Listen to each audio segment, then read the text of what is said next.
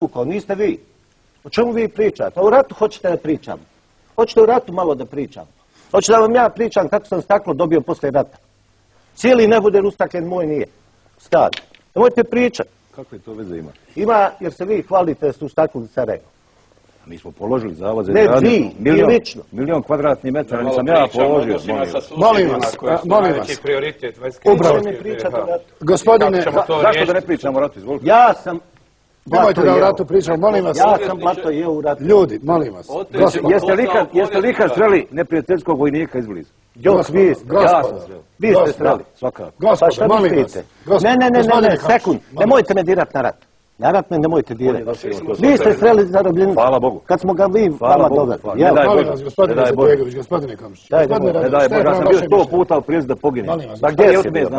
Bolan, šut, sjedio si kod oca u kabinetu. Nemoj, Bolan. Nemojte